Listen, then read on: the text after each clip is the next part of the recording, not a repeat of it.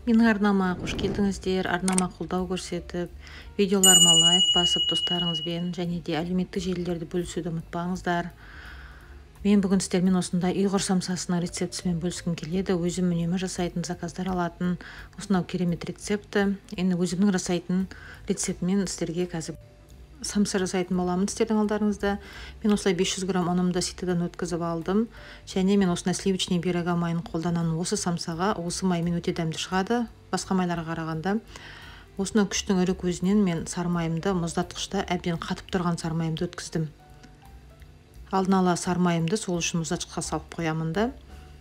Және осылай күштің ірі көзіне өткізіп алып, ұн мен сары майымды біріктірдім. Міне осылай ұны мен сары майымды әбден біріктіріп біркелкі массаға айналдырып аламын. Қолыммен іртіктерінің бәрін кетіріп. Содан кейін мен қазір бөлек ыдысқа қаймақты, бір жұмыртқамды және 2 жұмыртқаның сарыуызын бөліп аламын.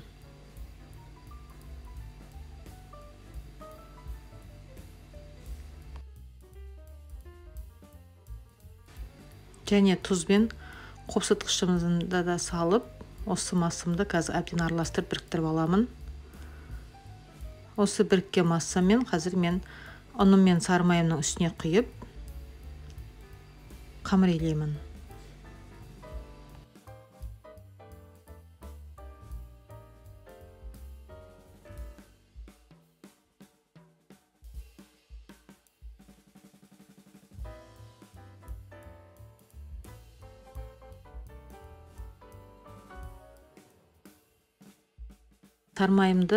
Осылай сары майымды мен қазір ертіп аламын, отқа қойып, және шыққан қамырымды екіге бөліп, қазір оқтаумен жаятын боламын.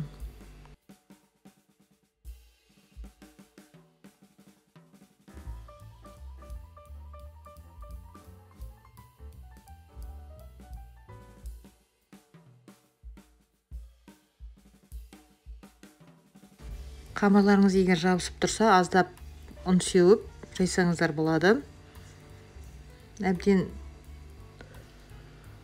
жақсылап жаясыздар, өте жұқа қылмаңыздар да, бірақ өте қалыңда болып кетпеу керек. Осылай әбден жайып болғаннан кейін, мен жаңа ертіп қойған сары майым бар. Сол сары майым толықтай еріді. Енді сол сары майды тегістеп тұрып қамырға жаямын. Кәдімгідей молынан тегістеп, жақсылап барлық жеріне тегізіп тұрып жайып, сосын астынан бастап жоғары қарай рулет қылып ораймын. Менде төменгі жағын күткен видеоға түспей қалыпты. Өйстіп орап, осылай қазір екінші қамырымды да жасаймын да, екеуінде жасап болғаннан кейін мешочекке салып, тоңазытқышқа 3-4 сағатқа әбден сары майым сіңгенше салып қоямын. Кейде мен даже бір күнде де тұра береді, қолым тимей жатса, холодильникке осылай салып тастаймын. Или тап осындай қылып жасап мұздатқышқа салып тастайтын кездерім болады. Жасайтын кезде шығарып жасай қоюға да болады. Міне менің қамырым бір күн тұрып қалды холодильникте. Енді менде мына жерде дайын тұрған фаршым бар. Алдыңғы самсадан жасағаннан қалған. Сол нелермен жасаймын фарштармен, бірақ мен фарштардың бәрін описанияда жазып қалдыратын боламын. Тауықпен және етпен жасайын деп отырмын. Қамырларымды осылай 40 граммнан бөліп алдым бәрін, біркелкі болу үшін.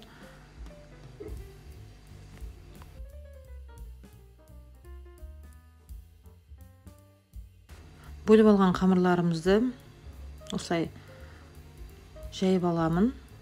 Және фаршымды салып, өте қатты көп салып жібермеңіздер, себебі қазір шеттерін жабыстырған кезде сыртына шығып кедергі келтіретін болады. Бірінші осылай шеттерін жайлап қана жабыстырып аласыздар. Және шетінен бастап ішіне қарай бүктей бересіздер. Осылай видеодағыдай қылып барлық самсаларды мен жасап шықтым.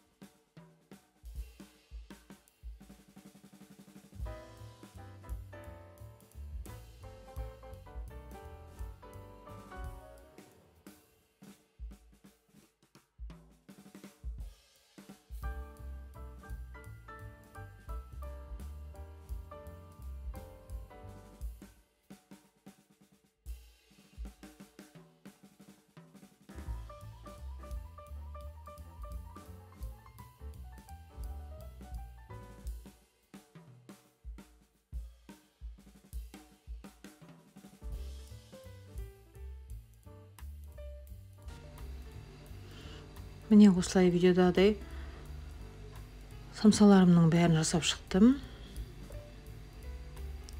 Самса міне 2 бөліп қойды. Мен тауықпен және етпен жасадым.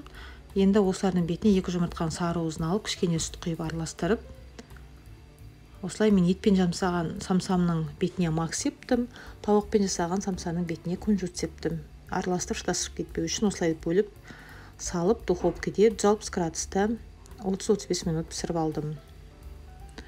Өте мұртылдақ болып шығады, самса өте дәмді шығады, жасап көріңіздер.